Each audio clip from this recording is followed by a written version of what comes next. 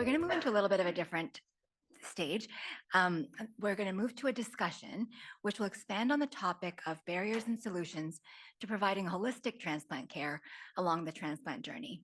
So for that, I would like to invite Dr. Samantha Anthony, Suze Berkhout, Istvan Mucsi, Shaifali Sandal, and Ms. Sandra Holdsworth, who will be joining us online. 4 and then 1 online. Thanks.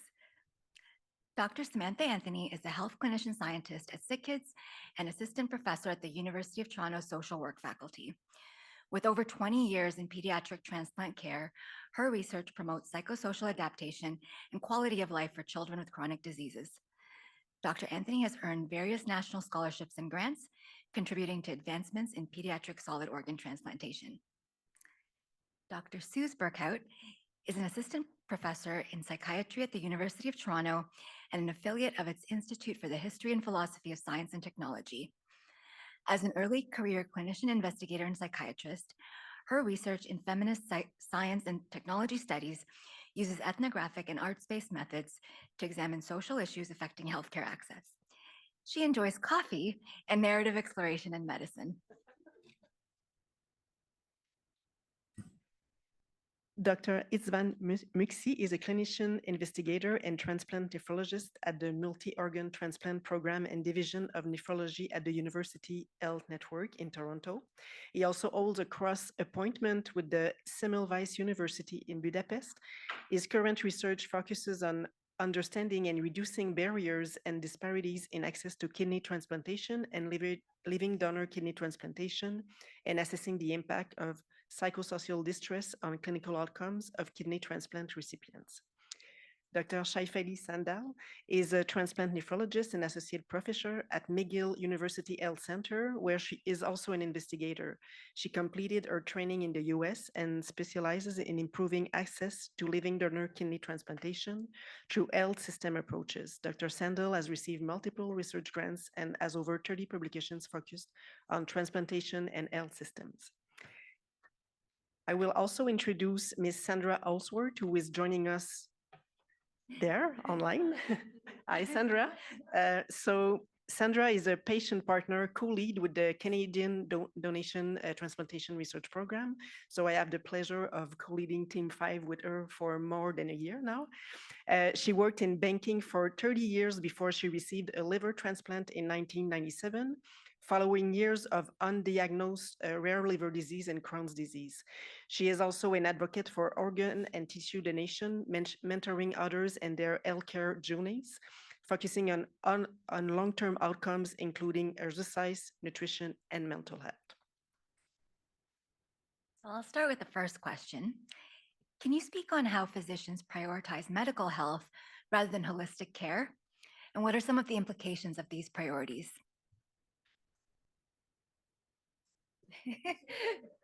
Don't all go at once. You know, that's our training. Unfortunately, I'm sorry. Oh, okay, it's not working. Okay. Okay.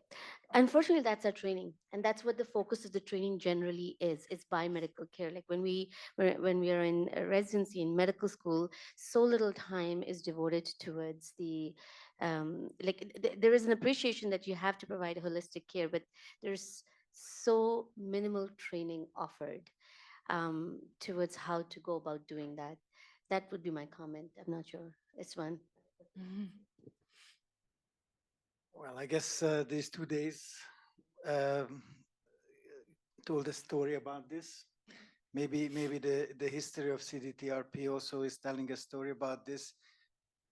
I may be wrong. I tend to forget things, but if I recall correctly, at Mont Tremblant, it was mainly biomedical, and I see a huge shift with the presence of qualitative research and a change in the audience, and we have patients and we have students here.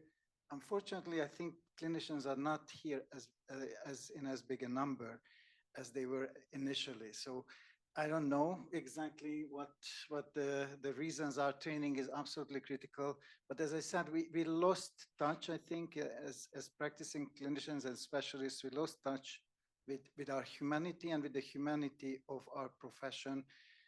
And I'm Hungarian, and I'm a Hungarian white upper middle class settler.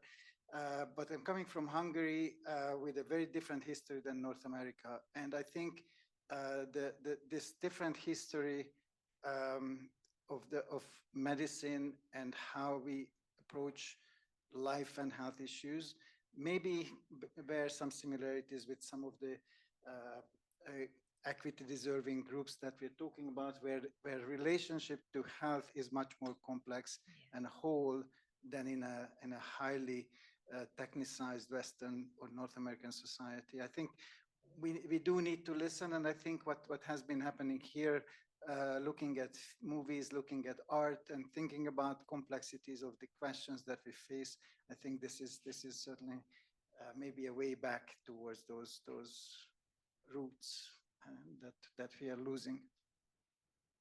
So I'm not a physician, but I've had the pleasure for over 25 years working with physicians on multidisciplinary teams as collaborators on research grants. And also I've had the pleasure of interviewing many physicians across the country who work in pediatric transplantation. And I concur, I think most of them have said that they feel most comfortable focusing on physical health. They feel that's where they have the expertise. As a result, I think they do acknowledge that they often miss information within other domains of functioning that fall under health, so looking at psychological, emotional, as well as social health and functioning. And they do acknowledge that these other domains of functioning are key to self-management, to well-being, and to quality of life. I do think over the last 25 years, there has been an acknowledgement of holistic care, and that more and more physicians are thinking about incorporating these into clinic visits. I think some of the barriers still are around having the expertise, feeling comfortable. Clinics are very fast-paced environments, so time. Also having access to resources. So many physicians have said that, if they ask the question and then information is obtained, who do they then go to for support? I think one of the results of the pandemic is that we're all aware of really the epidemic that's happened in youth mental health and the needs that span across all populations, and a lack of resources. So I think that's one of the things that's always concerning, is if you start to tap into these areas, are supports readily available? I'll just add into that from the clinical side of things, working in mental health, that one of the struggles that I see is the way in which we get kind of locked into things like diagnostic constructs. So thinking about things in terms of, is this major depression? Is this generalized anxiety? Is this PTSD? And that does not do justice to the complexity or the nuance or to the sort of phenomenology. And so it really behooves, I think, researchers to be thinking about how can we study things in ways that are going to be meaningful. So like, a lot of times you write a grant and they sort of think, well, you need to have these particular scales in order to make this meaningful to clinicians. And at the same time, you're sort of flattening the experience into and through the scales. And so how do we do, interdisciplinary or transdisciplinary research that can help us have work and have research that's going to be impactful in clinical environments, but isn't sort of locked into the diagnostic kinds of constructs that are there. So we heard from Kevin Satie this morning about the sort of spiritual and emotional experience that he had, that it was his auntie who was able to sort of support him, and it didn't need to be understood as a psychiatric kind of construct. And so I think that's an important thing for us to keep in mind, is how do we do impactful and meaningful research while not sort of being locked into particular ways of seeing the world. Sandra, do you want to jump in? Yeah. Yeah, so definitely agree with you, Suze. It's definitely changed. And there's a couple of things. This isn't only related to transplant, but someone spoke about social determinants of health. I think that's covered when the patient originally goes on the list. And I think it's important because those kind of things, that first of all, I remember if you had support and stuff like that. But nowadays, like with food insecurity and the ability to drive somewhere, the ability to afford to stay in Toronto or stay in Alberta or Quebec, wherever all the transplant centers are. But we also have to change, like, the way of looking at things, like from what's the matter with you to what matters to you. And with me having chronic kidney disease, I went to a multi-kidney team in Barrie. And what I liked about it is that you would first be greeted by a nurse who would weigh you, and then they would go through everything and talk to you. And then you would see the nutritionalist. They would ask you if you needed to see a social worker. And then at the end was the pharmacist. And now that I'm on dialysis, I still have a similar team, but they all do it at once in the same room. And I think it's, well, the nurse and the pharmacist and the doctor are all in one room, and the mental health and nutritionist or social services, sorry, and mental health are in the other. And I thought that worked really good. What I was thinking about too is resources. For sure, it comes down to resources. So I understand, even from the time I was there until the time now, from talking to the current team that's there isn't enough resources. But what can happen is once mental health, let's say in perspective, mental health is brought up, we can refer them to online resources such as Break Free. CMH has lots of resources. There's different resources online. There's different support groups. But the fact that at least to acknowledge it and bring it up in a conversation, I think it's very important. And the one thing I just wanted to add to the presentation that was done as part of the main group, I did a talk with 2 palliative care doctors that have a podcast called the Waiting Room Revolution, and they deal in palliative care. And they interviewed me because Dr. Sammy Winemaker had a friend who was waiting for a lung transplant and ended up not getting it. And it was all about getting the lung transplant, you're going to get the lung transplant. But there was no preparation if there wasn't going to be, that didn't happen. So I think, although we don't like to talk about it, and we all know that from death and being an organ donor and stuff, I think it's time that we have some kind of, transparency that, and I'm sure doctors do talk about it, but I know they probably don't like to, but more transparency that, it's not always going to be successful. And, sometimes you have to look at palliative care. So I just wanted to bring that up as well. Thank you. Well, great points. We already started talking kind of between all of you around some of the barriers to providing holistic care to restore long-term health. So maybe thinking about those, are there any other additional barriers that haven't been mentioned yet, as well as maybe some possible solutions to dealing with some of these barriers? I just add into what Sandra was just saying. We did some work a little while back now, looking at the integration of advanced care planning and palliation to liver transplant programs, and it was sort of prompted by a very interesting consultation request that we had, which was that the transplant program had a very hard time making sense of a patient's request that they have a do not resuscitate order and also be considered for a transplant. And they truly consulted psychiatry because they couldn't, they thought it was irrational, and they thought there was something going on with this sort of person's thinking. And it made a ton of sense to us. We sort of thought, okay, well, if they, if they're going to have their transplant, then they're going to be able to have the transplant, then that was great, go for it. And if not, then they did not want to suffer and be resuscitated on while waiting on the list if they were not going to survive.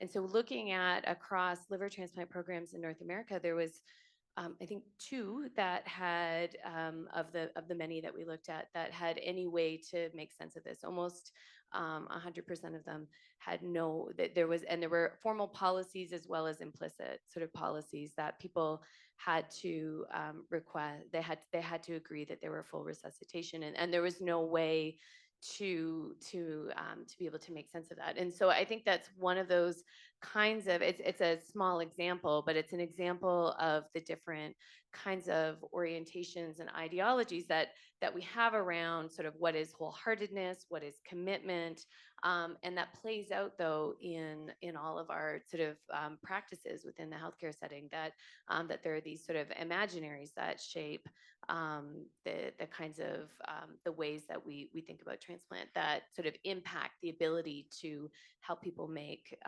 choices that are kind of more in keeping with their values and what they find meaningful and what their quality of life is. So I think that's another one of the challenges that we definitely have seen and pick up on Sandra's comment. Just to add to that, I think it's also that it can be very different from individual to individual. So understanding what that looks like for one patient versus another could be very different to the example that you gave too. So focusing on strategies not working. Yes. Not used to this. I'd like to start with acknowledging that 11 years ago, when the CDTRP or CNTRP at the time was forming, being very mindful of the importance of incorporating patient partners. So it was one of the core philosophies of CDTRP. And at the time, a lot of that work was led by Suze and Sandra. And so pleased yesterday to see that we're now at 99 patient partners. And the fact that they are present at all the annual meetings, they're integrated throughout the leadership of the organization, the importance of patient partners leading research initiatives and being actively engaged and meaningfully engaged in those. And I think even looking at the actual program today. So starting with the outstanding work that's being done by Caroline Tate with regards to the animation, capturing patients' voices and perspectives, to being part of the symposium this afternoon. So thinking about the importance of qualitative methodology, the importance of art-based digital storytelling, and the work that even Istvan's doing around incorporating prompts into practice. I think those are wonderful strategies to move the dial forward to actually engaging and capturing what's most meaningful to patients. And I think the result will be improving patient outcomes across the trajectory. I'll just start by commenting what is holistic care. So holistic care is the complete spectrum of care that covers medical, psychosocial, cultural, intrapersonal needs of a patient. And so if we create a holistic model, because we have been envisioning that model, and to your point about, how can we envision that in transplant and transfer, like what can we transfer from other specialties? So there is a model in the field of oncology called supportive oncology. So we've been working at, well, can we create this model in the field of, can we create something called supportive care and transplantation? Because, and the moment people say supportive or palliative, like especially palliative, people tend not to like it, including patients, including physicians, because nobody likes the idea of that there's no answer to whatever the problem is, Yes. and that this is it. So palliative sometimes gives this negative connotation that we really like the word supportive care. And then when we started thinking about it, we're like, oh my God, supportive care is not just when somebody gets a transplant. The journey starts from the day you're diagnosed with CKD to to the time then you have to figure out how to get, or CKD or any other end stage organ disease, to stabilizing your disease, to waitlisting you, to finding you a living donor, or putting you on the, keeping you on the wait list for a deceased donor, to maintaining yourself on that deceased donor list, then getting a transplant. And it's not over. That's what people forget. It's not over. And then after that, you have risk of rejection, risk of infection, risk of COVID, new pandemic, new epidemic. Yeah. Everything keeps coming along. And then and then you have to return to your normal life because you're no longer a candidate for disability, integrating into society, having children, having a family, and then there's rejection, graft failure again, and you're back on dialysis, and again you're back through those uncertainties. So this trajectory is so long, and if we envision that supportive care in transplantation as a model of providing holistic care to patients who need a transplant or are transplant recipients, I feel there are three barriers: resources. That's it. It really just comes down to that, because I can't tell you how many times I see people in my practice who I know need a psychiatrist like pronto, and the waiting list is 2 years in Quebec. Yeah. Unless they are suicidal right now, I refer them, and I was given the wait list of 2 years. I have nothing else to do but prescribe them an SSRI, because that's all I know how to do, as I'm not a trained psychiatrist or a psychologist. I don't know how to give any therapy. So really, it just boils down to resources, whereas as far as I'm concerned. Thank you. I think that whole approach that you were talking about, this integrating supportive care approach and philosophy in active care, is one of the strategy that can help. I think apparently this is a standard of care in some of the states in Australia in kidney care, where supportive care is integrated with providing chronic kidney disease management both before dialysis, during dialysis, and after. So that is a model that can be expanded into many ways, and I think it's important to have the philosophy as well brought in because that includes many of the aspects that we were talking about, psychosocial aspects of care and what Shaifali just said. I think another barrier, as a Hungarian, I always think about the negative sides. Another barrier is power and power relations and power distribution. And then you mentioned that our training and we feel comfortable with biomedical care. Yeah. And of course, what is comfort? That then we feel powerful if we talk about creatinine and medications that we know, and then we think the patient doesn't. And we obviously, being in a powerful situation is more comfortable than being powerless, as anyone can experience if you wait in the emergency for your own problem or with your kids or whatever. So I think somehow addressing the power issues in medicine is something that will help providing a more holistic, more whole person care and person and community-centered care. And at least for me, these kinds of environments, the work that we heard today, both Caroline's work, the art group work, where patients, family, and the clinicians come together and try to look at the same thing through a different lens, I think it educates us slowly. And just talking more, I think it is also important to have but it's not so much resources, actually, it's time, and how do we find the time? And how do we convince ourselves that this is the way to go, and we need to dedicate that time, because that makes everybody more happy if we are able to talk whether the medical outcomes. So it's one way that, as it was said yesterday at the Indigenous session, that the surgery went well, but the patient didn't survive. That's one aspect, that biomedically we are okay, but we cannot really provide that care that the people need. But if we cannot provide that care, we as professionals, we will not be completely satisfied and happy either. Just going to turn to Sandra on the screen. Yeah, I'm not sure how much time we have, so I'll be quick.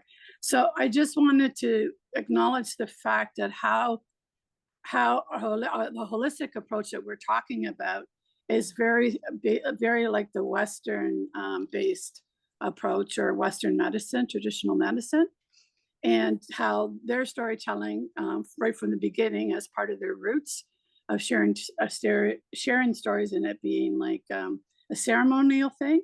And now we're doing storytelling.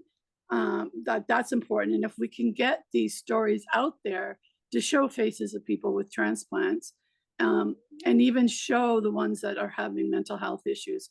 I had an opportunity to do digital storytelling with Imagine, which did one on IBD, Crohn's and colitis. It was called Gut Feelings, and it was sharing our stories about having Crohn's or colitis and how it affected our mental health. And that was really a great experience. And those being shared, I think, has given more awareness to Crohn's disease. And I think all the things that we're doing will also give more awareness to transplants. And so two things too is patients need to be more empowered to share their concerns outside of what their organ things, right? But also too, one of the things I talked about in Ottawa in 2017, and we still have it on our list to do, and Chantal and I are going to focus it on it, is once someone gets discharged from the transplant center, there should be a package put together for them, and maybe there is, but it could include things to look for in your patient, like mental health, physical things, sleep, pain, and things, and provide that to the primary care provider and let them take on the responsibility, because, you know, we understand that UHN or Alberta Transplant is not going to be able to help all the patients, right? So if we bring it back to our healthcare providers and then they can see us holistically, then I think that will help us with the lack of resources that we have. I want to just follow up on a couple of things from Shaifali and from Sandra, because I think the idea of thinking about where the journey starts and understanding it out sort of in a much longer time span is one that is really important to think about. And I was thinking with the earlier presentations today that this is also for many people journeys that go back generations. If we think about intergenerational violence and colonialism, and we also, and then that what I think that also brings to my mind is the importance for researchers that if you're using stories, that you think about how you situate those stories, so that we're not sort of seeing things as these sort of like, they are individual experiences, but then they are also stories that intersect with cultural scripts, with larger sort of narratives, and with histories. And so I think that those are also really important things to keep in mind. Thank you so much. So we have time for 2 questions. We will make time for 2 questions, I think. Sorry.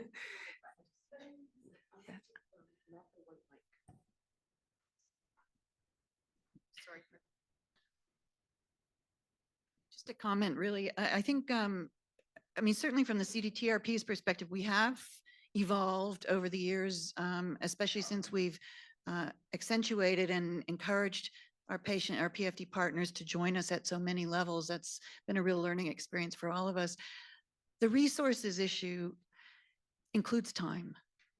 As a busy clinician, as a hardcore basic scientist myself, these things all take time. And time is one of our rarest resources, one of our most difficult to get.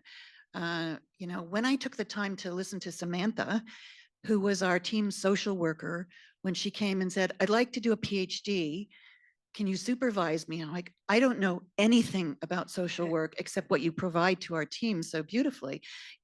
I had to find the time and help create a partnership of supervision for Samantha, but it took time for me to learn about qualitative research and the importance of all of these things. And I'm so glad I did. I'm not complaining about that. I'm just saying the reality of the resource management includes really importantly time, not just our training as physicians and our training as scientists, but our willingness to step into areas that are uncomfortable for us because we're not experts in those areas anymore. We've all spent all this time gaining a different expertise. So I really appreciate the depth that you've brought to this discussion and the dialogue. It's really interesting and it's really helpful.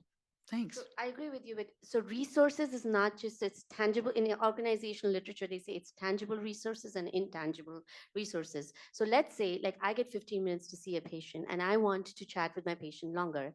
So for me to make that appointment from 15 to 30 minutes, I'll have to move my clinic to 15 minutes longer. So I have to fight for clinic space. I have to fight for my admin staff. So it's not just like, I agree with you, like time. So when the term resource is used, it's a combination of multiple things, and time is a component within it, because resources are tangible, resources are intangible. It's not just money, it's not just human power. It's a bunch of other things that one needs to look into to provide this kind of care. Thank you. Maybe one last question.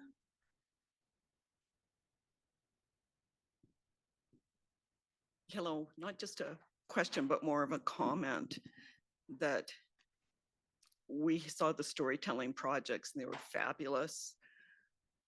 And storytelling is part of the healing, and it's not a project that's finite by funding. I think that's what has to be integrated into our care, because you have a continuum of care, which starts at birth and ends at death. And in the case of transplants, it goes on further. I think we have to use the storytelling today to help the people heal before they reach transplant even. Like there can be a passing off of knowledge, much like they do in the storytelling in the Aboriginal communities. It's just a comment. I don't know how that would work in today's society or today's medical profession, but it seems like this is where we're going. I don't want it to just be a project that's finite. Just a quick reflection, at least. I don't even know if it's really direct reflection, but I was thinking about one additional strategy of providing a more complex and person-centered and holistic care is to work with patients and patient partners who want to work in the clinical space, want to join that complex multidisciplinary care.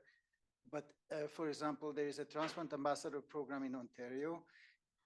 They try to be part of this provincial quality initiative to improve access to kidney transplant. And not every renal provincial or regional renal center was keen to work with them. So there is a resource there. There are people who want to come. They bring the experiential knowledge, the stories, to preempt the transplant process and to inform patients.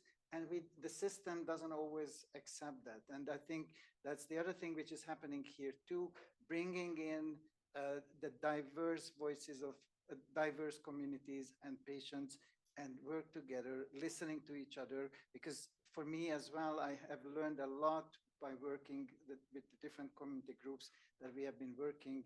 And I think eventually that can bring in additional resources, like human resources, people who know a lot and willing to provide and willing to go give back, just as CDTRP's PFT, but also these different grassroots patient organizations, just like Renewal as well. We need to work with these grassroots groups, and that will help providing a more appropriate care overall.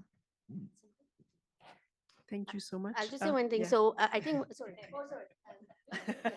Like Nordic countries, I think are supposedly one of the happiest countries, if I'm not wrong. And just to contextualize something, Finland actually spends the most per capita in arts and artistic endeavors, which just like, I always wonder when I visit Finland if there's a correlation between that. I don't know. Well, thank you so much for all the presenters and the conversations. It was very, very helpful and thoughtful also. So I thank you once again. Now that concludes the last block.